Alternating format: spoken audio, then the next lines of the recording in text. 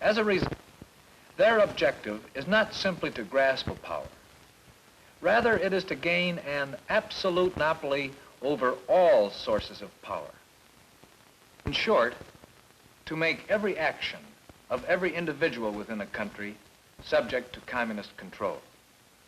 What cannot be controlled must be undermined and destroyed.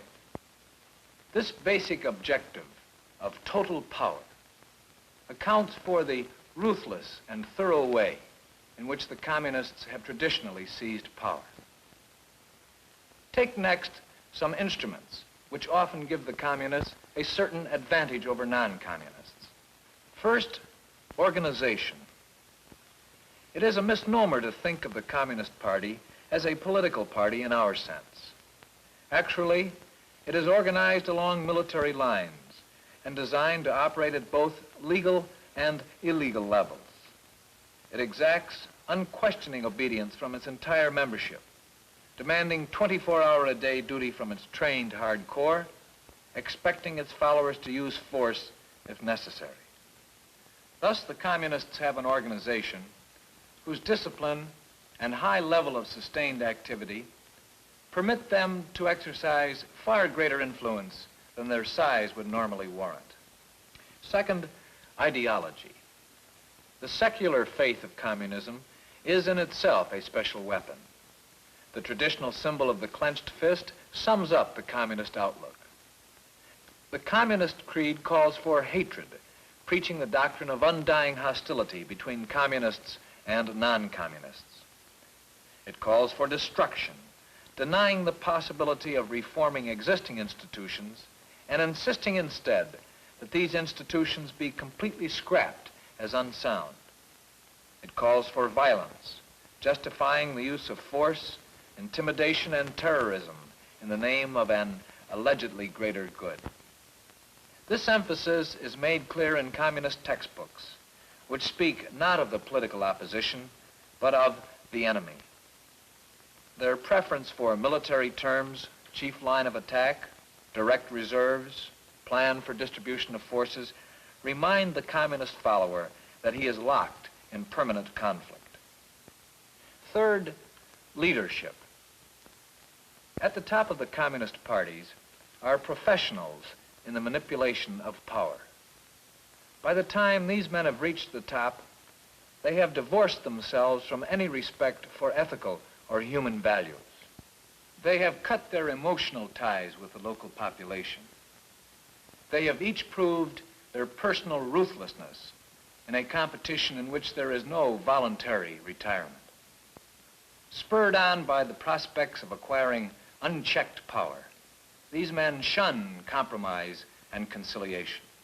Their mission is to drive ahead toward the complete destruction of the old system in order to have a free hand in building their version of the new. Fourth, and most important, armed force. This has been the decisive factor. With the exception of Czechoslovakia, no country has come under communist control until after it had been occupied by the Soviet army or conquered by the local communist army. The presence of this military force has guaranteed the personal safety of the local communists and threatened the security of individuals who opposed them.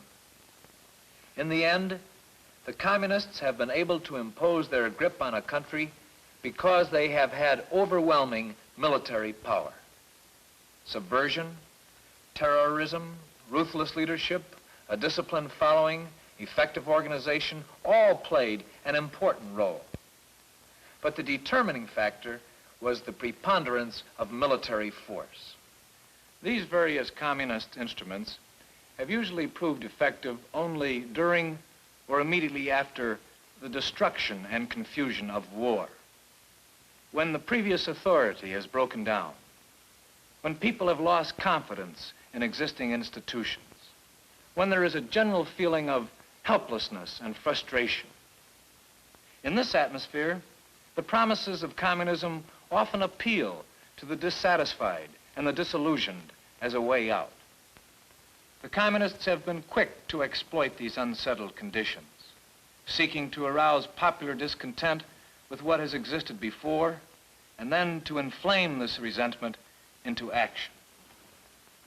Now let us look at the communist strategy in operation.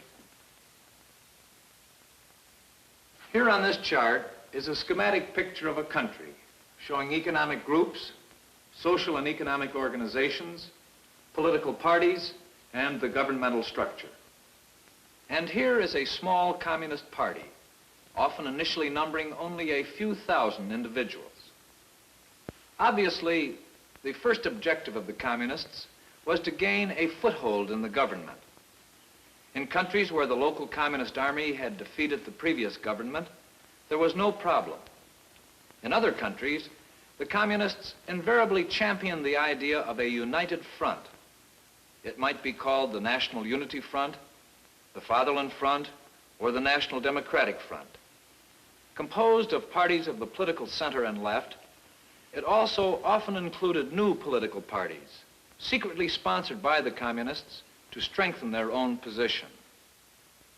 During this initial period, the communists soft-pedaled the idea of revolution and class struggle in order not to alarm their temporary allies. Instead, they talked in patriotic and nationalist terms. They called for an end to political quibbling and for a united nationwide effort to bring about recovery after the war. In Asia, they talked in terms of a national liberation movement to rally the local population against the so-called imperialists. In the event of an election, the United Front could be used to offer the voters a single ticket. As a member of the coalition, the communists could ride in, as it were, on the coattails of the United Front. Or, if elections were not immediately scheduled and a provisional government was established, the communists, as in Eastern Europe, used their backing by the Soviet occupation forces to gain representation in the government.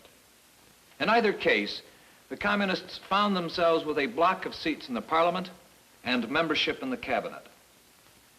The communists did not have their eye only on the national government. They were equally active in the countryside. Where local government had broken down, they helped organize so-called national councils as a provisional governmental group. No village was too small for their organizing activity. And so the communists established their political beachhead not only in the central government, but in the regional and rural administrations as well. Once in the government, the communists were in a position to launch their basic strategy: to destroy the conservative elements of society, to paralyze the middle-of-the-road groups, and to neutralize the mass of workers and peasants. The conservative groups were the initial target. As a first step, the communists would call for the parties of the political right to be outlawed. In Eastern Europe, they argued that these parties had collaborated with the Nazis, that they were responsible for the national catastrophe in which the country found itself. And in many cases, these rightist groups were barred by law. As a result, the conservative elements of society were politically isolated. They no longer had a party to defend their interests. The communists then moved against the economic groups themselves. In each country, they championed the idea of land reform. They called for breaking up large estates and dividing this land among the peasants. The enactment of land reform into law accomplished two objectives for the communists. It removed the economic basis of power of the landowners, eliminating them as an economic group, and at the same time, it served to neutralize the peasants, since many of them would now receive a plot of ground for their very own. The same technique was used to eliminate the economic power of big business. Usually any factory that employed more than 50 workers was made a target for nationalization. By sponsoring a program of public ownership, the communists were able to eliminate the economic power of the so-called big business group, and at the same time, neutralize for the moment the industrial workers by promises of job security and full employment. At the same time, The communists were seeking strong points within the executive side of the government. They wanted especially to be represented in certain ministries, often the Ministry of Agriculture, the Ministry of Information, and the Ministry of Interior. The Ministry of Interior was especially important because it controlled the police. Since the police were often organized on a national basis, control of the ministry meant control of the police throughout the country. The communists used a number of techniques to ensure the subservience of the police. Police officials who were anti-communist were simply purged. Loyal communists were placed in positions of authority. Then a determined effort was made to implicate individual policemen in some infraction of the law, to force a police officer to compromise himself by carrying out an illegal order, so that thereafter the communists would be able to hold over his head the threat of arrest in order to ensure his cooperation. Pending the complete takeover of the police, the communists invariably organized an auxiliary police force in the form of so-called factory guards or special militia. At each factory, the communists would organize a group of young militants whose ostensible mission was to guard the factory against the so-called enemies of the people. In actual fact, the existence of these factory guards provided the communists with a private police force of their own.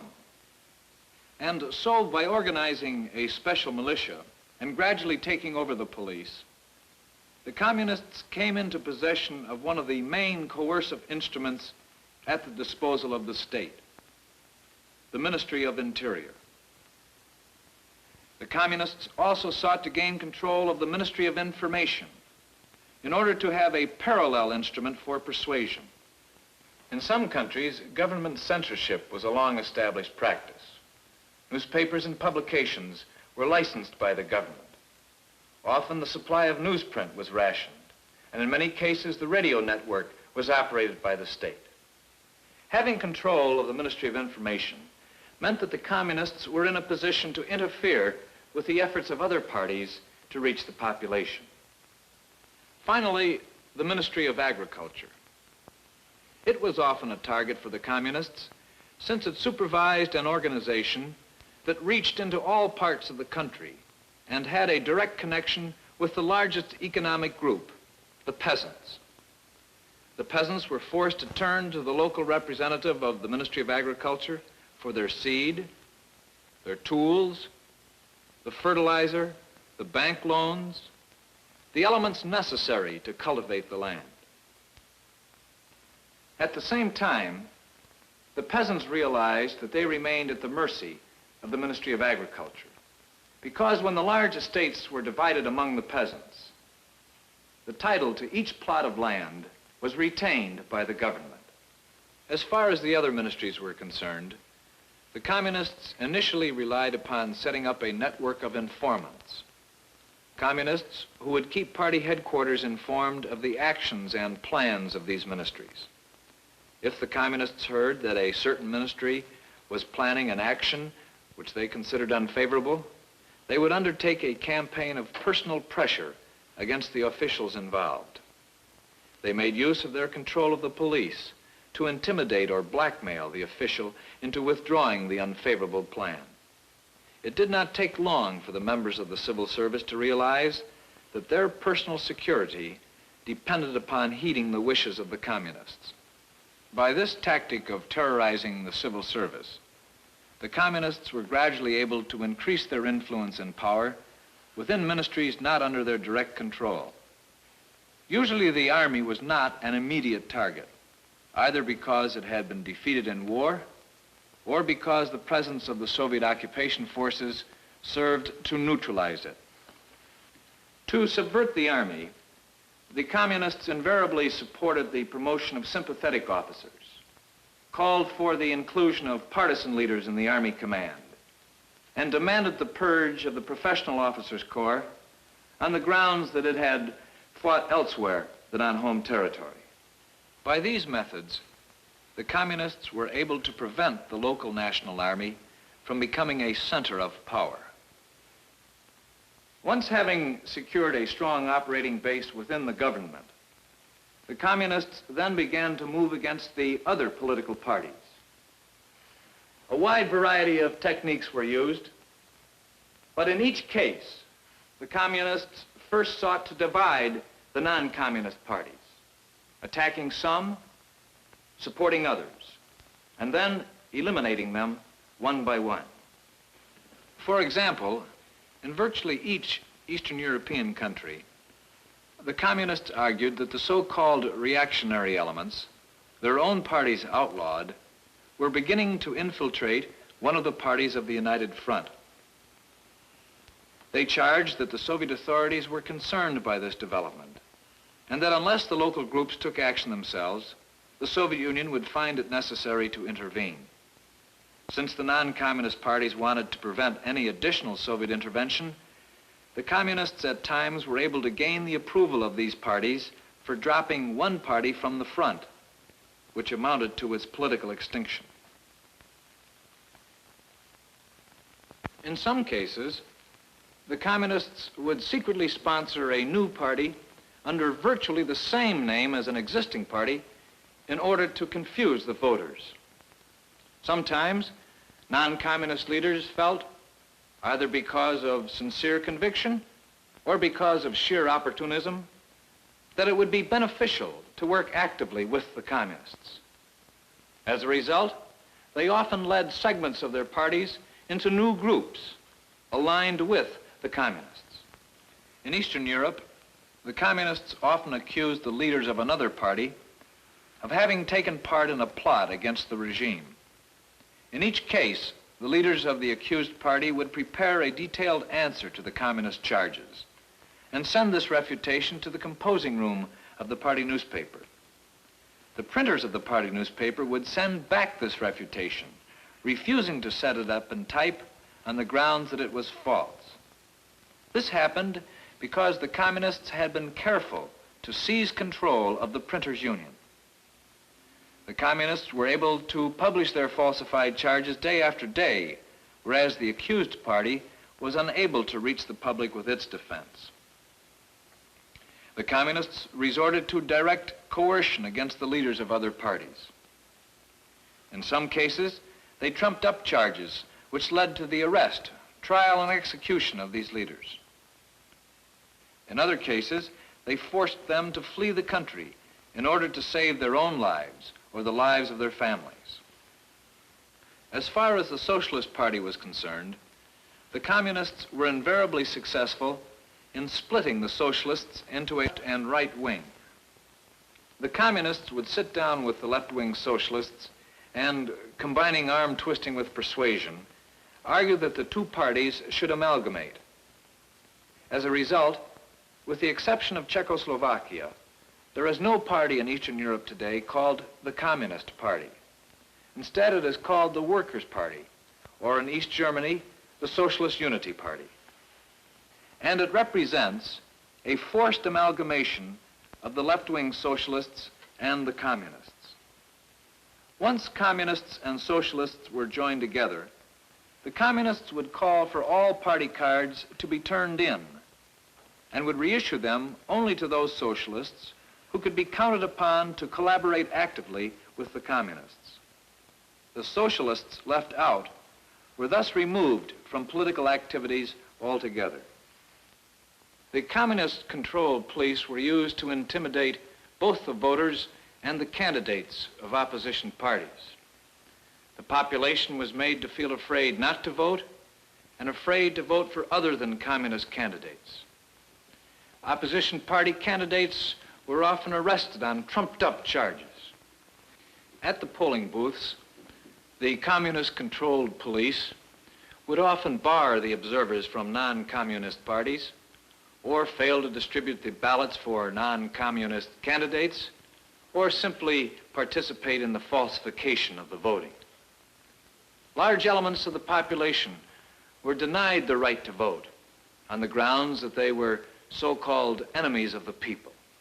And so, by these various techniques, the communists were gradually able to whittle away the other parties, leaving only splinter groups or collaborationist parties to give an impression of multi-party government. At this point, the communists actually controlled the machinery of government. They had a monopoly of political power. But as we noted earlier, this was not enough.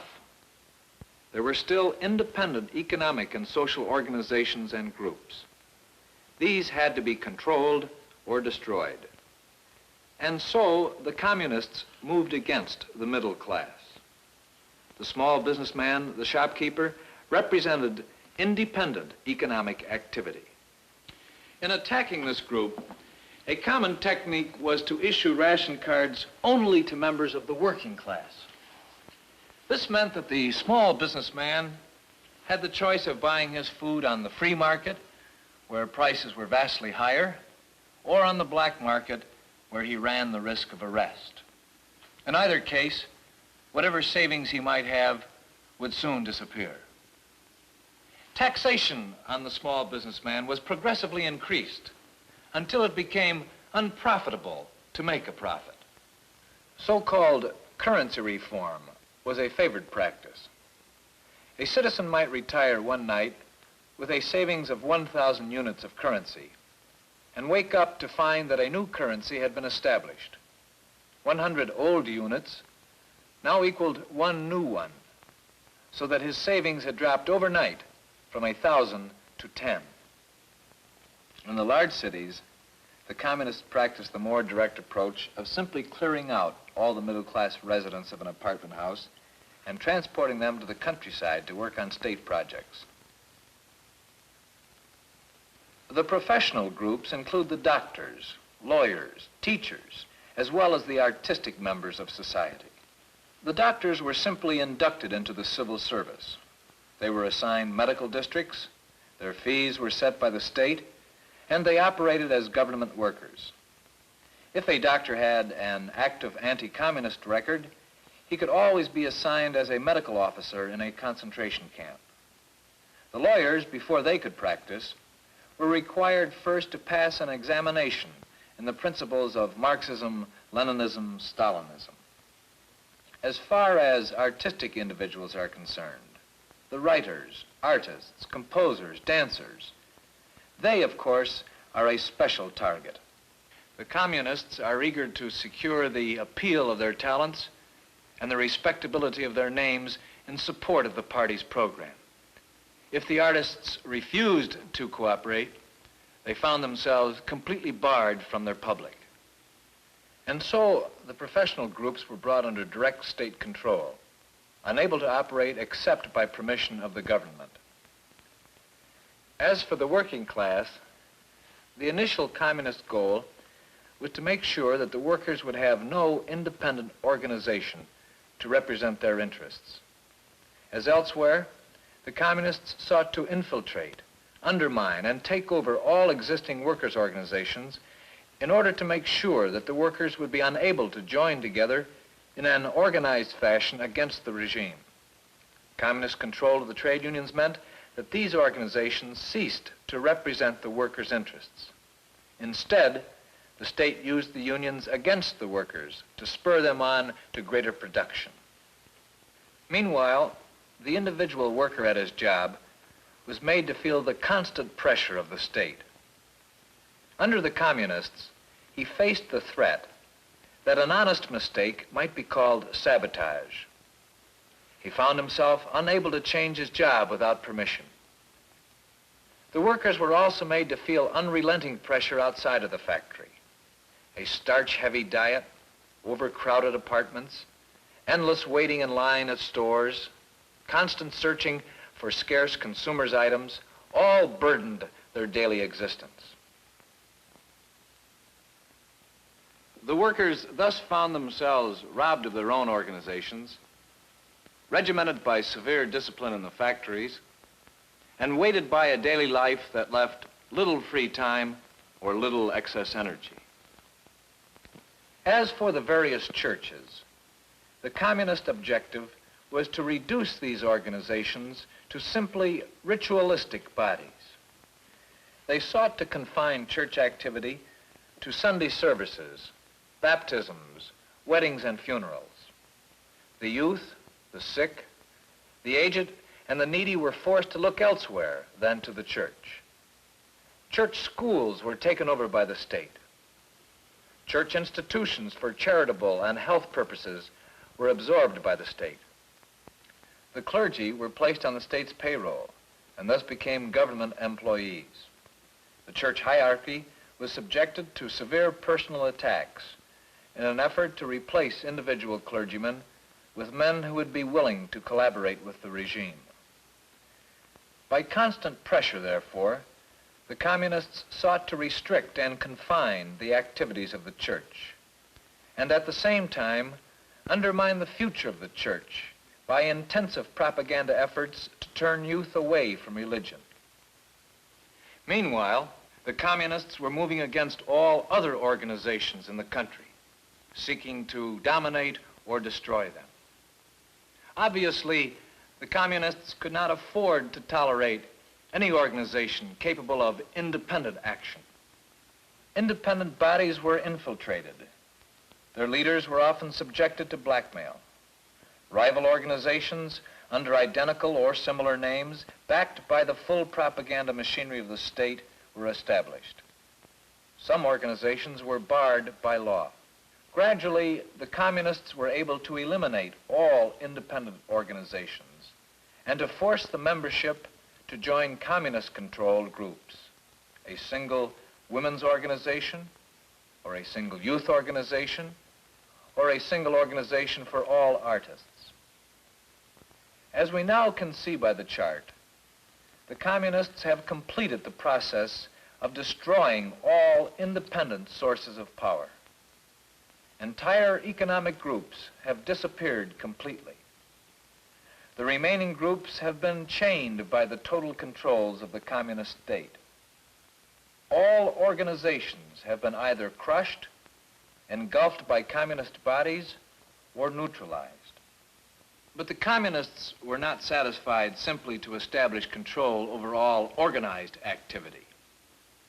In their drive toward total power, they pressed forward until their controls had reached into the life of each individual citizen. To accomplish this, they sought to replace whatever feeling of independence an individual might have by a feeling of complete dependence upon the state. Paradoxically, the champions of the doctrine of collectivism took pains to stress individualism. They sought to impress each citizen with the fact that he was an individual, but only an individual, alone and helpless against the overwhelming power of the state. The ties that once bound people to each other were systematically severed. In a society pockmarked by unknown informers, suspicion came to replace friendliness.